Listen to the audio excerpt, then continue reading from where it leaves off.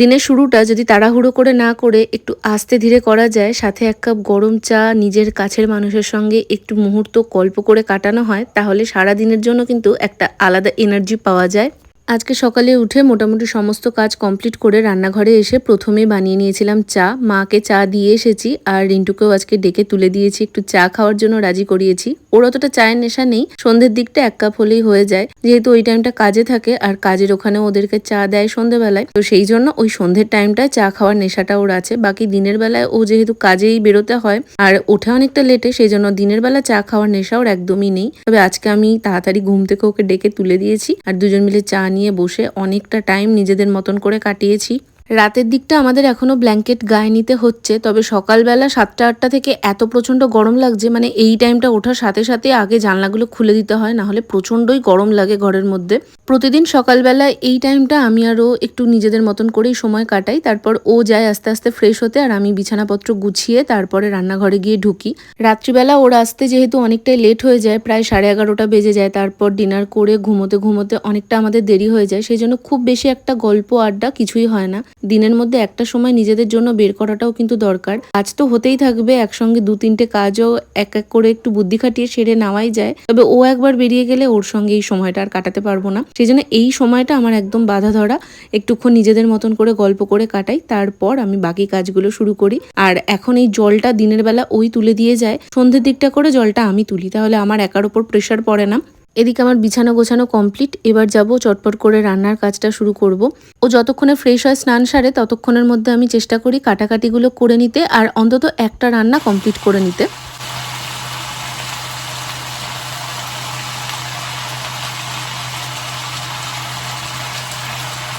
তোমরা যারা আমার ব্লগ মোটামুটি প্রথম থেকে দেখে আসছো তারা তো এতদিনে এটুকু বুঝেই গেছো, আলু ভাজা আমাদের বাড়িতে করতেই হবে। তো আলুটা আমি এক একদিন এক এক রকমভাবে ভাজি, মানে কোনোদিন ধরো আলু ভাজার মধ্যে ফুলকপি দিয়ে দিলাম, কোনোদিন পেঁয়াজ, কোনোদিন ক্যাপসিকাম, কোনোদিন বরবটি, কোনোদিন শিম, এরকম নানান রকমভাবে ভাজার চেষ্টা করি, তাতে একঘেয়েও হয় না আর একটা ভাজা সাইডে থাকলে ডাল দিয়ে খেতেও ভালো লাগে, যেহেতু ডালটা আমাদের লাগেই। আমাদের মানে ডালটা আমার লাগে, যতই মাছের ঝোল চিকেন যাই থাকুক আমার ডাল খাবার পাতে লাগবেই, এটা আমার একটা বাজে স্বভাবই বলতে পারো। তো যাই হোক, আজকে আলু আর পেঁয়াজ একসঙ্গে ভেজেছিলাম, সাথে দিয়েছিলাম 5 ফোড়ন। গুড আফটারনুন এভরিওয়ান, আজকে হচ্ছে মার্চের 9 তারিখ, বাচ্চা এখন 12টা 10। সকাল থেকে সমস্ত কাজ আমার কমপ্লিট। ওইদিকে দেখো কয়েকটা জামা কাপড় ঝুলছে, ওগুলো কাচতে হবে, তবে আজকে আমার একদম সময় হবে না, ওই জন্য আজকে ওটা আমি বাদ রেখে দিচ্ছি, ওদিকটা আমি তাকাবই না ভেবেছি। আজকে আমার অ্যাকচুয়ালি প্রচুর এডিটিংয়ের কাজ আছে, এত দেরি হয়ে গেল, আমি ভেবেছিলাম মোটামুটি 11:30টায় বসে যাবো এডিটিংয়ের কাজ নিয়ে, কিন্তু ওই টুকটুক করতে করতে দেরি হয়ে গেছে। আর গরমটা এত ভালো পড়ে গেছে, ফ্যানটা অফ করে চুলটা খোলা, তো মানে রীতিমতন গরম লাগছে। এডিট করতে বসবো যেহেতু ফ্যান তো অফ করতেই হবে। স্নান কমপ্লিট। গতকাল একটা পার্সেল এসেছে, এই পন্ডসের হাইড্রা মিরাকল যে সুপার লাইট জেলটা, এটা অর্ডার দিয়েছিলাম। মায়ের কাছে যাওয়ার আগে আমি এখানে এই ছোটোটা ইউজ করতাম, তোমাদের দেখাই, এই ছোটোটা ইউজ করতাম, এত ভালো লেগেছিল আমার। তারপর মায়ের কাছে গিয়ে তো মার থেকে নিয়েও এটা আমি ইউজ করেছি এইবার, তো তাই জন্য এটা অর্ডার দিয়ে দিয়েছিলাম। মিন্ত্রা থেকে অর্ডার দিয়েছিলাম, মিন্ত্রাতে যেহেতু এখন সেল চলছিল তো বিরাট অফে পেয়েছি। এটার প্রাইস দেখো, তোমাদের দেখাই, এটার প্রাইস হচ্ছে 830 টাকা। আর আমার এটা কততে পড়েছে জানো? আমি এটা পেয়েছি মাত্র 330 টাকায়, এতটা বড়, যেখানে এই ছোটোটার দামই প্রায় 150 টাকা মতন। এই ছোটোটা হচ্ছে 50 গ্রামের, এই 50 ml এর, এটার দাম দেখো 155 টাকা। সেখানে আমি 300 ml এর বড় টাবটা পেয়েছি মাত্র 330 টাকায়। 30 টাকা তার মধ্যে ডেলিভারি চার্জ আছে, মানে 23 টাকা। বাকি 300 ml এর এই বড় টাব আমার আর রিন্টু দুজনে ইউজ করলেও গরম পুরো চলে যাবে। আর এটা এত ভালো, আমি এখন ওই আবল তাবল হাজার ঘন্টা প্রোডাক্ট আর ইউজ করি না, যেটা আমার স্যুট করে গেছে আমি সেটাই ইউজ করি। যেমন সিম্পলের ফেস ওয়াশটা আমি নিয়েছি, সিম্পলের ফেস ওয়াশটা আমার বেশ ভালো লাগছে, তো ওটাই ইউজ করছি। পন্ডসের এই ক্রিমটা মায়ের কাছে থাকতে ইউজ করেছিলাম, এটাও আমার বেশ ভালো লেগেছে, তো এটাই কন্টিনিউ ইউজ করছি। এই হচ্ছে আমার একদম সিম্পল স্কিন কেয়ার রুটিন। এখন ঝটপট করে একটুখানি মুখে এই টোনারটা অ্যাপ্লাই করব। এই টোনারটা হচ্ছে কেয়া শেটের। আমি প্রত্যেকটা প্রোডাক্ট দেখবে নিচটায় বা ভিডিওর এই ঠিক এই সাইডটা করে দেখো ট্যাগ প্রোডাক্ট বলে দেখাচ্ছে, ওখানটাতে তোমরা প্রত্যেকটা প্রোডাক্ট পেয়ে যাবে। তাও যদি না পাও আমাকে মানে কমেন্ট করো, আমি কোনো প্রোডাক্টের লিঙ্ক লাগলে অবশ্যই তোমাদের সাথে শেয়ার করে দেবো।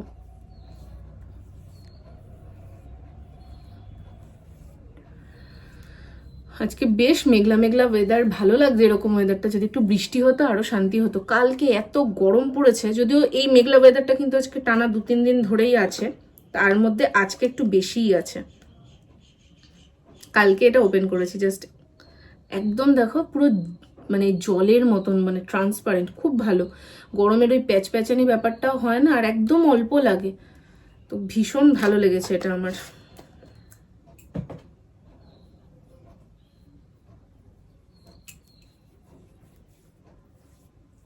চলো এবার সাজন গোজন করে ঢুকবো রান্নাঘরে। ওই যে বললাম কাটাকাটিটা করে রাখি, লিপ বাম অ্যাপ্লাই করে। আমার সারা বছর ঠোঁট ফাটে,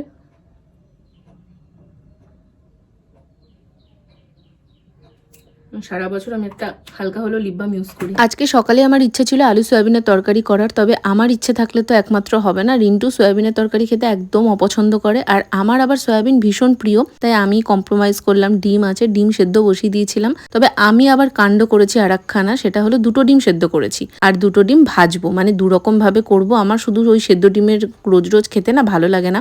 আর এদিকে দেখো পেস্ট করে নিয়েছি। পেস্ট করার সময়তে সমস্ত রকম মশলা, চিনি, নুন সব আমি একসঙ্গে দিয়ে দিই।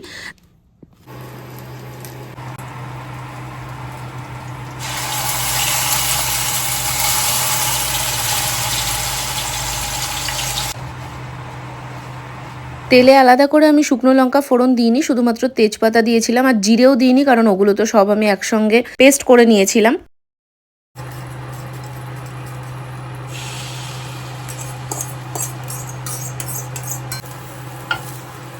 প্রতিদিন এই মশলা কষানোর সময় আমার চোখের অবস্থা এমন হয়, মনে হয় যেন আমাকে 7 জন মিলে ধরে বেঁধে পিটিয়েছে, কিন্তু চোখ আমার এরকমই প্রত্যেকদিন লাল হয়ে যায়। যাই হোক, এদিকে আমার ডিম ভাজাও কমপ্লিট, আর ডিম তো আগেই সেদ্ধ করতে বসিয়ে দিয়েই আমি গেছিলাম স্নানে। দেখেছো কথা কেমন আটকে যাচ্ছে। যাই হোক, ডিমের ঝোল আমার এদিকে কমপ্লিট, খাওয়া দাওয়া কমপ্লিট হয়ে গেছে। আজকে লাঞ্চে আমি ভাত খাইনি, রুটি ছিল, ব্রেকফাস্ট খাওয়া হয়নি আজকে, সেটাই খেয়ে এখন ঘুমোবো।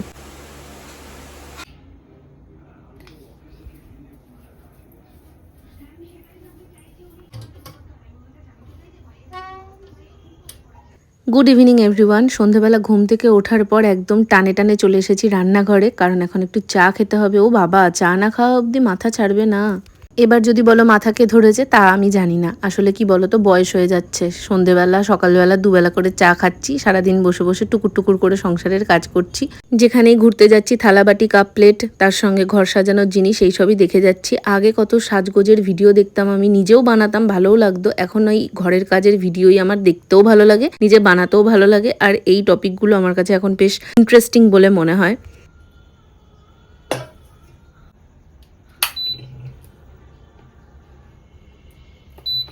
যত যাই বলো, আমরা মেয়েরা কিন্তু প্রত্যেকে কম বেশি সংসার করতে ভালোই বাসি, নাহলে ছোটবেলা থেকে কি আর রান্নাবাটি খেলে বড় হতে পারতাম। আর দিন শেষে ভালোও লাগে জানো তো, নিজের ঘর, নিজের সংসার সবকিছু ভালোভাবে গুছিয়ে রাখা, সাজিয়ে রাখা, কোনটা করলে ভালো হবে, কিভাবে রান্নাটা করলে ভালো হবে। আমার ফোনে যদি মিশো অ্যাপ খোলো, তাহলে দেখতে পাবে হাজার একটা ঘর সাজানোর জিনিস উইশলিস্ট করে আমি একদম ভরিয়ে ফেলেছি। তবে সবগুলো তো কেনা সম্ভব নয়, তবে কয়েকটা জিনিস কেনার ইচ্ছে আছে। সবই ওই মেন হচ্ছে গিয়ে মাল্লু থাকলে তবেই আসবে জিনিস, না হলে আসবে না। তো আস্তে আস্তে কিনবো।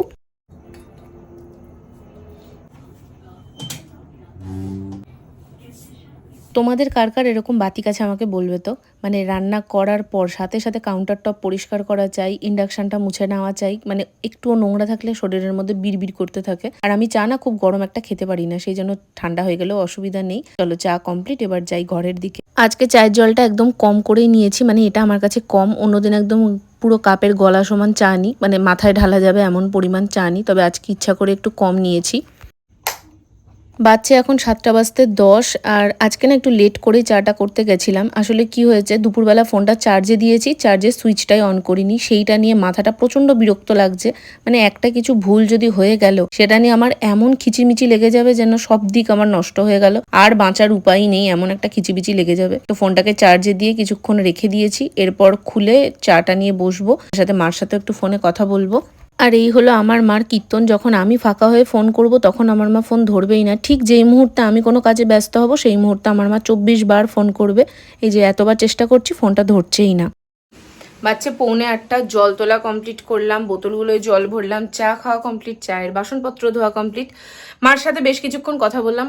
এখন আমি ভাবছি ফাঁকাই যেহেতু আছি বাড়িতে বসে, এখন কোনো কাজ নেই, তো আজকে যে ব্লগটা মানে এই ব্লগটাতে ভয়েসটা দিয়ে রাখি। ভয়েস ওভারের কাজটা এতটা হেক্টিক লাগে আমার কাছে, তো আমি যখনই ফাঁকা টাইম পাই, বাড়িতে কেউ থাকে না বা ধরো আমার কোনো কাজ নেই, আমি চেষ্টা করি যতটা হয় ভয়েস ওভার দিয়ে কাজ এগিয়ে রাখতে, কারণ ওটা প্রচণ্ড টাইম টেকিং মানে একটা প্রসেস। আর দ্বিতীয়ত হচ্ছে খুব ধৈর্যের ব্যাপার। তো আমার হাত পাখা নিয়ে নিলাম, নিয়ে এখন বসে বসে ভয়েস ওভার দেবো। প্রায় 1 ঘন্টা মতন আমি ভিডিও এডিট করেছি, তারপরে না মাথাটা এত প্রচণ্ড যন্ত্রণা দিচ্ছিল, আমি চুপ করে শুয়েছিলাম, আর কখন চোখটা লেগে গেছে বুঝতেই পারিনি। এর মাঝে রিন্টুও বেরিয়ে ফোন করেছিল ওই 9:30 নাগাদ, তখন অবধি আমি জেগেই ছিলাম, তারপরে একটু ঘুমিয়ে পড়েছিলাম। তো দেখলি তো এখন 9:40 মতো বাজছে। আমি ভাবলাম এখন যেহেতু আর কোনো কাজ নেই, তাই বিছানাটা রাত্রের জন্য পরিষ্কার করে গুছিয়েই নিই। তবে আজকে রিন্টুর আসতে একটু লেটই হবে, কারণ যে ট্রেনটা প্রত্যেক দিন পায় সেই ট্রেনটা আজকে ও স্টেশনে ঢুকেছে আর বেরিয়ে গেছে, তো পরের ট্রেনটা ধরবে, সেই জন্য আসতে দেরি হবে। এমনি তো প্রত্যেক দিন মোটামুটি 11টা 11:30 বেজে যায়, আজকে কটা বাজবে জানি না। বিছানাটা করে রাখলাম, তারপরে একটু ঘরটা আর একবার ঝাঁট দিয়ে নিচ্ছি, আর ভাবছি না হাতে একটু নেল পলিশ পরবো। আসলে এই সন্ধেবেলার পর থেকে না একটা হিউজ টাইম থাকে আমার হাতে, আর আমি ওই টাইমটা ভিডিও দেখেই কাটাই। তবে আজকে ভিডিও দেখতে দেখতেই যেহেতু ঘুমিয়েছি, মাথাটা একটু না যন্ত্রণা করছে, সেই জন্য আর ভিডিও দেখিনি। ঘরটা ঝাঁট দিলাম, আর আমার ঘর দেখো যতবার ঝাঁট দেবে ততবার ধুলো বেরোবে, আর ধুলোর থেকেও বেশি পরিমাণে পাবে চুল। তো খাটের তল ফল সবকিছু ভালোভাবে ঝাড় দিয়েছি, তাই এতটা ধুলো বেরিয়েছে। কানের এই দুলটা আগের দিন বের করেছিলাম পরবো বলে, তবে ওই ফোনে কথা যখন মার সাথে বলি না, তখন মার যেহেতু শুনতে একটু অসুবিধা হয়, হেডফোনে কথা বললে মা একদমই শুনতে পায় না, তো কানে চেপে ধরে কথা বলি, ওই জন্য দুল পরলে কানটা ব্যথা হয়ে যায়, তাই খুলে রেখে দিয়েছিলাম, আর পরা হয়নি, তো আজকে পরলাম। আর পরতে গিয়ে কানটাকে একদম লাল বানিয়ে ফেলেছি। আর ওই যে তখন বললাম নেল পলিশ পরবো, এর আগের দিনকে নেল পলিশগুলো তুলেছি, আর তারপর 2 দিন পরেছিলাম না, ভাবছি এই কালারটা আর এই নেল পলিশ এই দুটো পরবো, একটা হাতে পরবো আর একটা পায়ে পরবো। বেশ কিছুদিন ধরে আমার একটু নেল পলিশ কিনতে ইচ্ছা করছে। মার্স বা সুইস বিউটি নেল পলিশগুলো না দেখতে ভীষণ ভালো, আর কোয়ালিটিও ভালো, তো ওগুলোই কিনতে ইচ্ছা করছে। তবে আমি একদম শপথ নিয়েছি যে নেল পলিশগুলো আছে ওগুলোকে আগে ইতি টানবো, তারপরে নতুন কোনো কালেকশন বানাবো। বাচ্চা এখন পুরোপুরি 11টা, নেল পলিশ পরা কমপ্লিট। আমার এই রাত্রিবেলায় আসলে যত রাজ্যের কাজ পাই এই সমস্ত টুকুর টাকুর জিনিস মনে পড়ে। হাতেও পড়েছি, পায়েও পড়েছি। তো চলো আজকের ব্লগটা তাহলে এখানেই শেষ করে দিচ্ছি। ব্লগটা কেমন লাগলো অবশ্যই একটা কমেন্ট করে জানিও। যদি ভালো লেগে থাকে তাহলে লাইক করে দিও। প্রথমবার হয়ে থাকলে চ্যানেলটা সাবস্ক্রাইব করে পাশে থেকে যেও। দেখা হবে খুব শিগগিরই নতুন কোনো ভিডিওতে। টাটা।